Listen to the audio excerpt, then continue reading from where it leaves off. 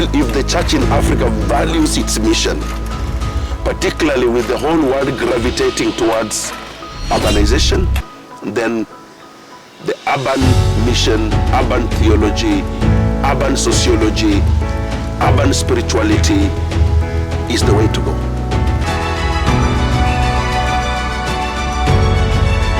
Welcome back next on our series of understanding the programs that we have here at Anglican Missions Africa. My name is Kaindi Joseph, and I'm always here to get you educated and conversant about the work of the Lord that is happening in this place. And today, I'm joined by the Executive Director himself to talk about one of the programs that we run here called Urban Orientation Training. Welcome so much on set, Canon. Thank you, Joseph. You're well? I'm well. Amazing. We are talking about Urban Orientation Program. From where you sit, we want you to tell us about the program, how it came to be born, and why it exists, and the needs that it exists to address. Yes, welcome. Thank you very much. When you talk about urban, it is one of the subjects that is very close to my heart. For me, it was a journey of discovery. Having trained as a missiologist, mainly in the rural, what I can say, the general missions. General missions looked at every other missiological issues. But when you talk about urban, that becomes a specialized focus on how missions can be carried out meaningfully, relevantly, in a changing world. And indeed, urbanization historically is an evolution. It's an evolution because what you talk of urban today is not what urban was in the medieval periods or pre-medieval time. So if you take the history of urbanization and you look through the ages and over the years how the human sociology has evolved around the urban development, it becomes a subject of concern. A subject of concern because the way people behave in a typical rural Africa is not the same way those same people, when they come to town, they behave differently. So you want to begin to ask, so what changes? That when you are in the village, like Joseph, I know, if I found you in your birthplace, yeah. Where do you come from? Ukambani? Ukambani, yeah. If I found you in Ukambani, you'll be a typical rural boy, perhaps without even shoes, because very natural. But when you come to town, your life automatically changes. So urban and urbanization, it is that phenomenon that studies human sociological development as influenced by different civilizations of the world. And of course, mainly we are talking of the infrastructure development. You are talking of transport evolution. You are talking of technological evolution. You are talking of cultural evolution. In urbanization, we talk of transculture, but we also talk of local cultures within the same space. So I took interest in urbanization, to answer your question, when I came to work as an urban pastor from a rural diocese as an Anglican priest. And I found these two contexts completely different. So I became a student of my very own context, just wanting to know, if I am going to be a relevant pastor, how do I shift from my rural thinking to now becoming an urban thinker? And so for me, it was a journey. When I was a parish priest in Kibera, my first parish in Nairobi was Kibera. I was sent to pioneer St. Jerome Parish.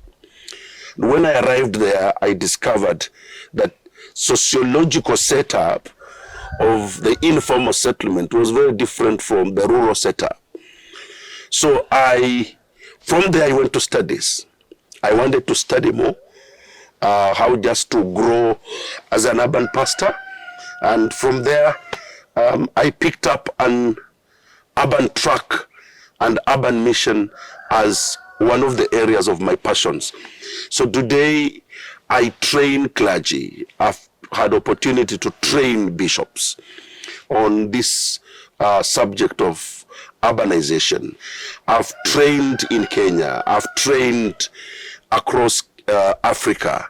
I've trained outside Africa. So it's an area that I've taken time to really invest. And the reason is that the whole world is becoming urban. The whole world is becoming urban. Today, on the planet Earth, 54% or out of 8 billion people, 54% in one way or the other, they live in towns. Oh, yeah. The projection is that by 2063 or 2080, 80% of the human population on Earth will be living in cities. Some of the rural areas we call rural today would have become urban. But that comes with effects because, like I told you, the way people behave as urban people is very different from rural. So being a missiologist, my concern and the big question is the church prepared to cope with the urban dynamics? From my little research, the much I've read, the truth is that the church is not prepared. Not just in Africa, but urbanization has been a challenge even to the European church, now to the American church. You go in Europe and you realize churches have closed. People are no longer interested going to church. You go to America, North America, and generally the Asian tigers countries, people are no longer interested in church because urbanization tends to push the church on the periphery. The church no longer is at the center of action. So what we do in urban orientation course is just to sensitize clergy in a more structured way and shift their mindset from the rural thinking to urban way of thinking. Why is that important? 99% of the urban pastors today were born in the rural. Oh, yeah. And therefore, having been brought up from the rural background, with the rural culture, they are struggling. They are struggling to cope with the changes. They are struggling to cope with the pace. Today's generation, the Gen Z, which is highly urban exposed, it has completely shifted culture. They look at the church differently from the way most of my generation looked at the church earlier. So urbanization brings out these issues. How do I today, as a pastor in a changing urban world, realign my theology and my worldview to the audience that I am targeting to pastor and to disciple for Jesus? So that is my passion. You can see my heart. Yes. And I'm very much concerned that if you look at theological colleges, that's another area of concern why I'm passionate about this subject. Theological colleges today, universities and middle colleges, they have not given this subject attention it deserves. Majority are still operating from a traditional mode of theological training without realizing that the landscape has changed and the human movements are no longer interested in traditional way of thinking. So that's another gap. So if pastors going through theological training today are being prepared for the urban world, then my worry is that the theological training is not preparing them for that world. So urban orientation at AMA comes in handy to complement the theological training that pastors get. We mainly in this course target pastors. Because pastors are the change agents. The congregations come on Sunday to listen to the pastor. The pastor determines the direction a congregation goes, perhaps with a few elders. So urban orientation course, it's a course tailored for pastors in ministry to help them develop a new way of thinking, a new approach. It's like a rebirth of their ministry. The other gap is that even in the theological colleges, we don't have what I'll call the urban experts within theological colleges, because colleges tend to breed people of their own kind. If you have done church history, you've done general missions, you've done systematic theology, you've done apologetics, there is no way all of a sudden now you can say, I'm now an urbanist, because your theological background did not really enroot you in the urban thinking. So you can see why, personally, I am passionate about this course. I've interacted widely on the continent of Africa, and there are very few clergymen and clergywomen who have an urban orientation. Amazing. Maybe if you can just pick up one story of success whereby after training and the pastors have gone into the implementation stage, we can really point out and see how it has come out. We have done trainings in Mombasa Diocese. We have done trainings in Kigali, and recently Kigali, Rwanda, and recently we were in Kampala. And I can say that out of those contexts, what urban orientation course does, it offers you theology, urban theology on one hand, but on the other hand, it helps you to analyze the context in which people live. And that is now the socialization, the social economy of the people. And in Mombasa, we have seen pastors move into social action, move their churches into social action as a result of having sat in our class. We have seen the groups we trained in Mombasa pick up street children as a way of responding to the urban need in a more sustainable and structured way. In Rwanda, we went through the entire clergy of Rwanda, Kigali, Kampala, to relook at how the city is functioning and the place of the Anglican mission in the city of Kigali today.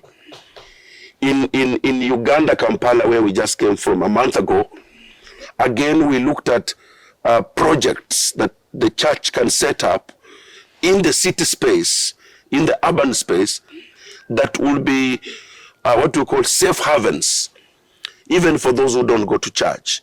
Because this is the point. When Christ began his ministry, Joseph, the scripture tells us that he read the scroll in the synagogue, and after reading the scroll, he walked out. I think that's where the game changer is. Mm-hmm. The people who need God's love and mission, interestingly, millions of them are not within the walls of the synagogues. Millions of those people are not within the walls of the temples. Millions of those people are on the streets. And the scripture goes on to say that Jesus became both an urban preacher and a rural preacher. So the balancing, beginning to see ministry from the Jesus perspective. Luke chapter 4, verse 18 and 19. What does it say? In his manifesto, in that scroll as he read, he defined his mandate. The ministry of deliverance, setting the captives free, ministering to the depressed, making sure that in his ministry, the entire human life is addressed, as opposed to today where the clergymen like me have limited the ministry of God and the kingdom to a pulpit. And the emphasis is more on what you bring rather than how can the church explore a journey. So what we have seen in our trainings is that we have seen clergy change perspectives and begin to appreciate that in the urban world, the ministry is broader and it is within the interest of God's kingdom and economy that since the humanity is moving into the urban world, the church in the urban world needs to be prepared. I will tell you this as I conclude on that subject of projects. I listened to the youth in Uganda, and this is what they said, that the youth who come from the rural to the city of Kampala, they are lonely. Some of them have no relatives. Some of them have no friends. The church becomes the first stopover. But unfortunately, the church has failed to recognize that as a missiological engagement project. And that's why most of the youth in the urban world end up in the entertainment dens, because there they get comfort. So you talk of the urban projects and how those projects connect to mission. There are 100 million projects an urban church can do. And so through our trainings, we've seen, there are so many examples I can't exhaust in this talk. But how I wish, in my own personal ministry in Kibera, when I came to realize my calling as an urban pastor, we ended up setting up the evening study clubs in the slums because of rooms are 10 by 10 and children are not able to study in their parents' squeezed rooms. We opened up the church in the evening. And so the church became a center of study. And from there we did tailoring schools. We ended up setting up a computer lab in the slum. Wow. Yeah? So when you become an urban thinker and your eyes begin to read and analyze the urban context, there are so many connecting points, missiological connecting points that the church can participate in. Amazing. Maybe in one wrap, you can tell us the challenges that the program has faced, and after that, you just tell us the projection, the impact that you are foreseeing in the next 5 years when it comes to the urban orientation program. One of the challenge, and thank you for asking that question, one of the challenge this program has faced is the slow uptake of the church. I thought when we set it out that the church will be very excited. The bishops, the clergy will be really happy to say, I want to come into this class for 1 week or 2. But interestingly, we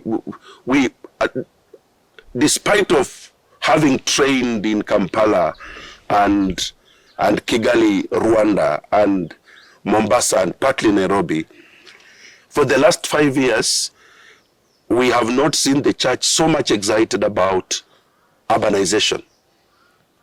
And so it's an area that I would like to challenge the church in Africa to take the subject of urbanization to the core.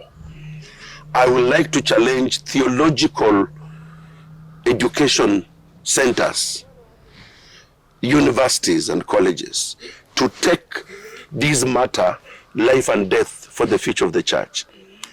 So that's been a major challenge to this program. We are running it, but the response is not what I expected. Yeah.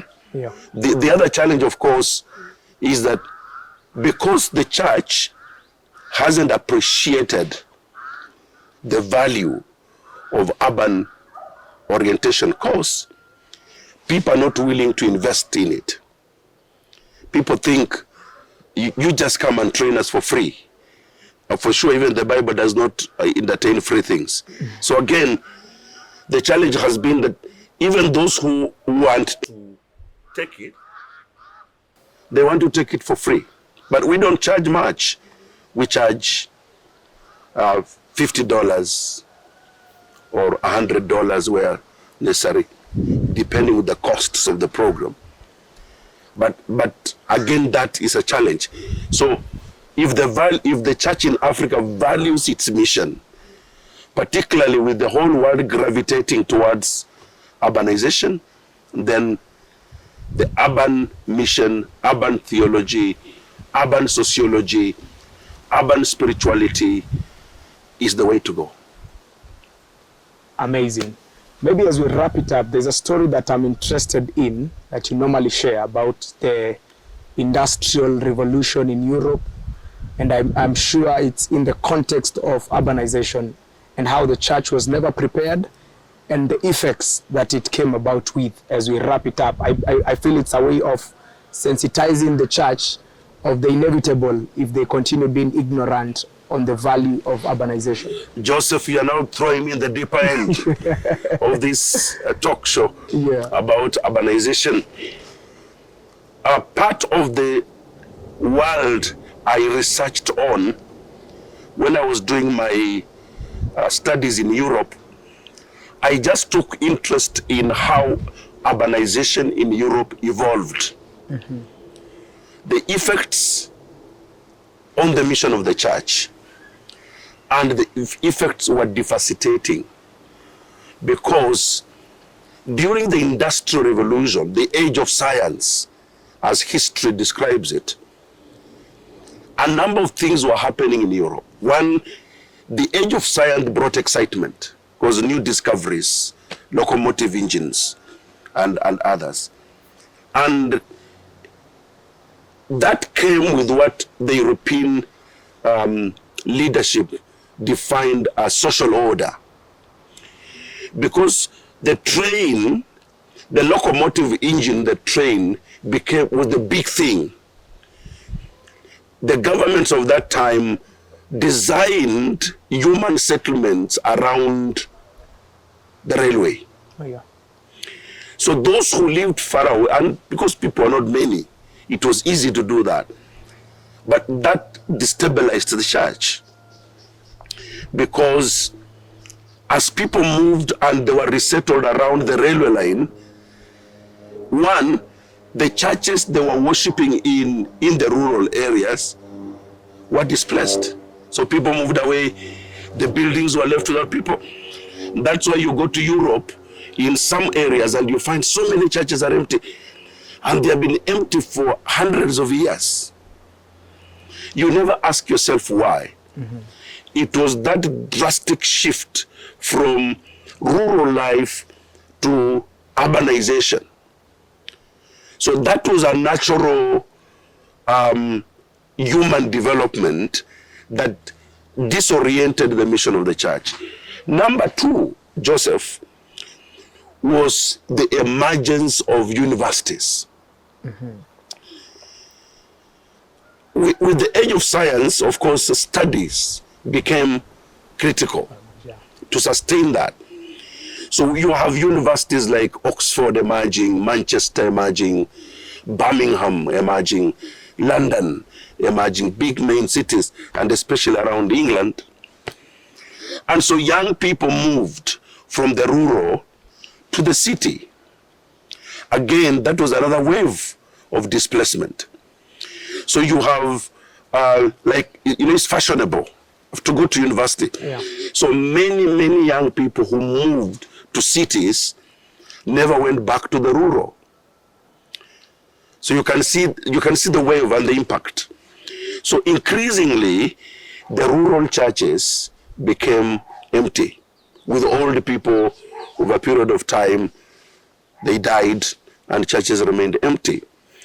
The third wave, which is a couple of all these changes, was what David Hume described as the epitome of human enlightenment. And human enlightenment came with an ideology that the religion was oppressive. Because by law, if you're born in England, you have to go to church, not because you're a Christian, or not because you've been nurtured to appreciate Christian faith, but just by the virtue that you're born in England, you have to go to church. So that notion negated evangelism and evangelization as the means to the Great Commission, or of a media of making people Christians. So England, all of a sudden, and most of the European countries, they have this humanity that is growing, yes, in the traditional Christian context, but not converts, not believers in the gospel. So as young people begin to come to universities and cities, whom do they find in the university? They find Marx, the Marxism, which is roots is humanism. We need to liberate ourselves from religion. We have now thinkers, we need to decide for ourselves. Then they find the Darwinism, Charles Darwin, with his scientific evolution theory. So the youth who appear in church on Sunday, and this is what I want you to get, the youth who appear in church on Sunday, the whole week they have been sitting under Karl Marx, and they have been sitting under Charles Darwin. They are being bombarded by ideologies that are completely anti-gospel. But when they come to church, they also realized that the priest had no idea of what they were going through. The priest was confined in this safe religious world. And even when they came, the priest, even for those few hours, the priest did not know how to engage them. So they became pill warmers, wait the priest to do his little thing about the Anglican worship, and then they go back to the university. So literally, the church was losing on all fronts in terms of mission. That's the point I want you to understand. Yes. The church in Europe was laid on a very weak foundation of the Great Commission theology. Priests became traditionalists who knew that on Sunday, or maybe during burial when somebody dies, or during baptism, they were left actually to be ritualists, to perform rituals. That did not leave the church in a better position. So when David Hume in Scotland emerges with his Enlightenment movement, it was a time bomb.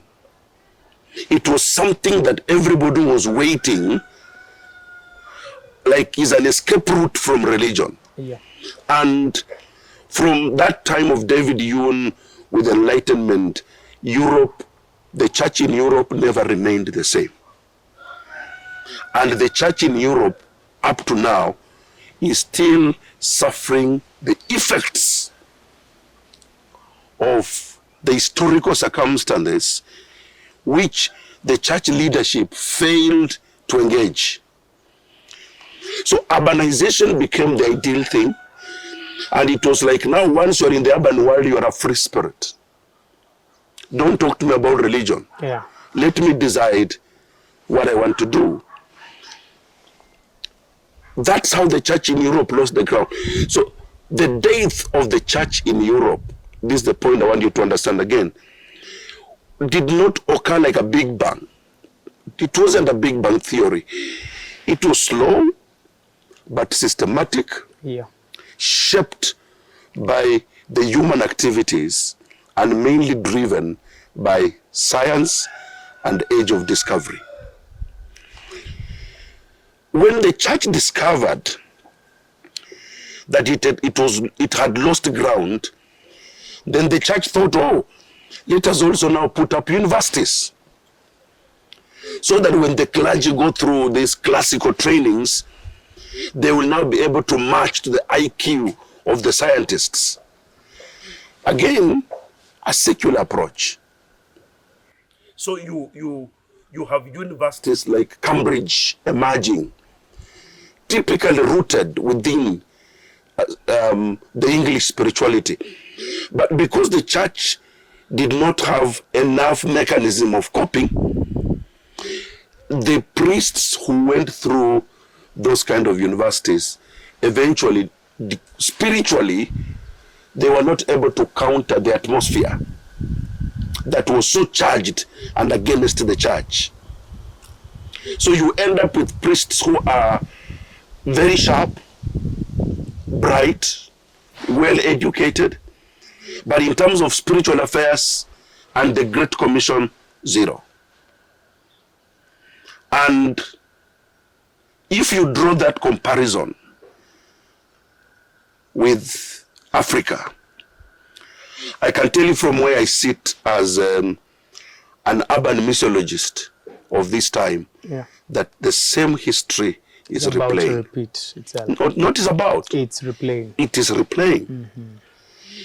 It is replaying because Africa is not defined by evolutionary theories and science. Africa is being defined by technology. If you look at the current generation, your generation, they spend more time online than our time. Because we didn't have phones, we didn't have internet. So the only way we could relate was to walk across the village to meet your cousin and talk. Today, the generation, the Generation Z, even the millennial, let's begin with the millennial. And then now we have Gen Z, and then we have Alpha. This generation is completely being radicalized by technology. And where do you find them? In the cities, in towns. Africa is being defined by human development.